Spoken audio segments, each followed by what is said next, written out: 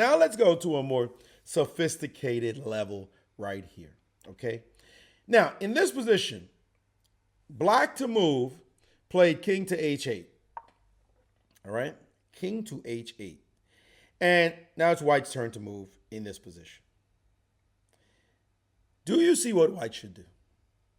This is a very complex position. It looks like a lot of pieces on the board. Black has a knight sitting here. The only thing I would say is when I feel these two pieces out of the game, I feel like they're not in the game. But, you know, white has a knight on the side. There's some pressure on this pawn. It's defended 3 times for sure, so that's happening. But this knight seems like it's getting the job done, right? So a natural move might even be to go here and take this mofo. Just like get rid of it. I don't want to even see it. All right? So what should white do here? Well, white was indeed an absolute genius in this position. A genius. Let's call it an almost genius. Because white saw a deep geometric conception, much respect for even spotting it. Here's how it goes. White played the move knight takes on f5. A magnificent conception. Magnificent conception. If only it worked. You ready? In the end, it'll actually work out. We'll see what happens in this game. But knight takes on f5, okay? So in this position, white should not have used the knight on the rim. When you have principles in your head, this is what happens. White should not have used the knight on the rim, the dim knight on the rim. White should have used the centralized knight and capture this way. That was the correct move. We'll see why in a moment. White decided to play this knight takes on f5. Hey, if you're going to play the idea, you might as well play it, you know what I'm saying, in the right way. So now rook takes f5. All right? White, black understood that if you now take, then bishop takes, and you got everybody guarded, and this e-pawn doesn't drop. So that's what black was about. So black played correctly. Rook takes f5, exclamation mark. Also, by the way, eyeballing the knight sitting here on d4. So white continued with the combination and played bishop takes e4. That was the reason for sacrificing the knight. Now you look at the position, this bishop is turned into a monster. A second ago, it was just quietly sitting on g2. Now it's turned into a monster. It's hitting the knight on d3, the rook on f5, pinning all the way through to h7. It's just like graham crackers all the way, right? Amazing shot. And if you, for example, play the move bishop takes on d4, then queen takes on d3, and you're hitting this, you're hitting that, you got this, you got the pin, check. Nobody cares because king g2, and now you're threatening rook to h1. Whoa, rewind. Like, what the heck is going on in this position? Amazing, amazing winning position. Bishop takes e4. What did black do here? Black played the move knight to f4. The knight was under attack, trying to play for tricks because you get this fork on this side. And white played this position very calmly and said, nah, it's all right. I'm guarding this square right now, so that doesn't work. And you know what? It's all right. I'm guarding the square yet again. No problem. Okay, check did happen. King to g2, and after he took on g5, he said, here comes the rook out of nowhere. Bishop to h6, check. King g8, give me the food. And white felt like an absolute genius. This position is cold cut, busted, as here comes rook to this square. You can play queen e4, check if you want to. But after f3, that's all she wrote. There's no queen c2. There's no queen e2. Rook g5 is coming. Rook g6 is coming. Queen takes on g5 is coming. Rook h8 mate is coming. This is toast. So black said, yo, master, you're too good for me. But let's back up. Let's back up. Let's back up. Let's back up to a critical moment in the combination right here. Bishop takes e4. Again, bishop d4 looks sexy, but it's not working because of this pin. What could black have done? Because black played bishop takes d4.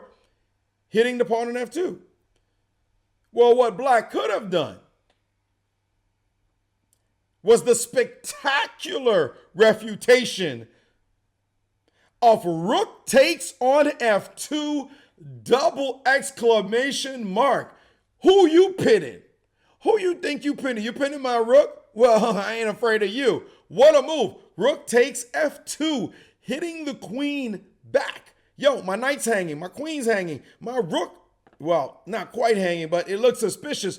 But what a shot, ignoring the pin. The guys have set you up on a pin, and they said, I don't care about you. I'm getting out the way. Well, you said, wait a minute, hold on. Let's make a body count.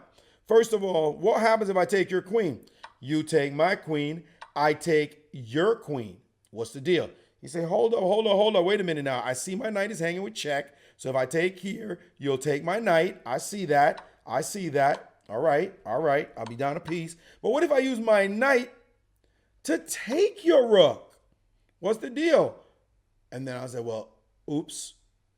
Gift us your bishop. And now we've got the 2 b-hops for a rook. And you know they do damage. Bishops just do damage. They're going to own that rook. No question about it. The pieces are much better than the rook. 2 bishops? Are you joking? That's going to be dominant. So hold up. What else can we do? Before we take the queen, what if we take the rook? We're going to take the queen on the next move.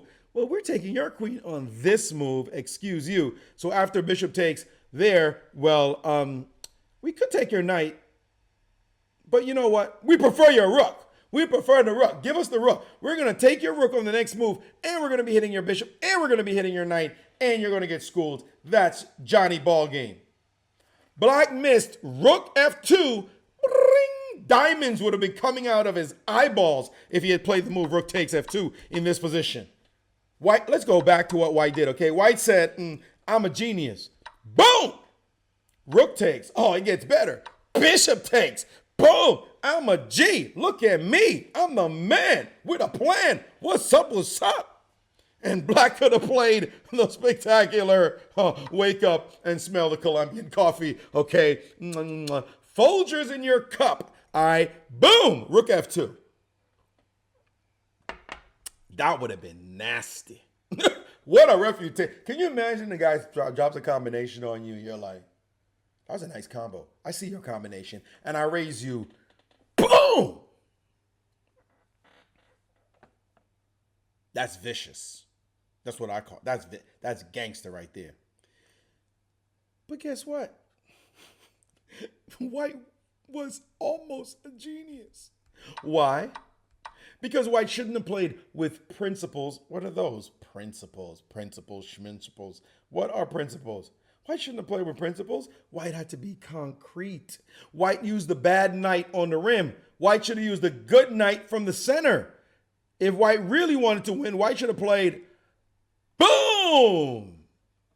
I'm leaving my knight on h4. Yeah, leaving it there. That's right, leaving it. Now you say, well, wait a minute. First of all, let's just be clear. If bishop takes on f5, we're sacking the rook. Rook takes. We just sacked that knight. Now we're sacking a rook. Okay, let's keep it moving. What happens after rook takes? Now we take. We got the same lineup, but note number 1, there's no knight on this square, so we don't have to worry about our knight hanging. That's note number 1. Note number 2, rook takes f2. Hey, there is no mate threat. There's no mate threat. There's no mate threat. We don't have to worry about the mate threat. we can calmly, in peace, play queen takes on d3 and look at him and say, why'd you sack your rook? What you doing? There's no mate threat. The knight on h4 is just sitting there going, I might be on the rim, but I'm holding it down. There's no mate on my king. And now guess what? Your queen's hanging, and we're going to collection play time on the rook as well. Just give it up to that knight on h4 for holding it down. How you like that? That was tactics, folks. If you had followed principle, which White did, White followed principle. White said, this knight is on the rim. It sucks. 2 moves later, after sacrifice, capture. That knight you would have wanted back. Could I have my knight back? Could I take this knight and put it over here, please? Could I have that back? Please, do me a favor. All right. Could I have that back, please? The knight on h4 needed to be there because that mate threat needed to be covered. Chess is real. Chess is real. Let's know it, okay? That's what should have happened, could have happened. Let's get in this combination, by the way. Knight takes, bishop takes, rook takes. I had a variation here.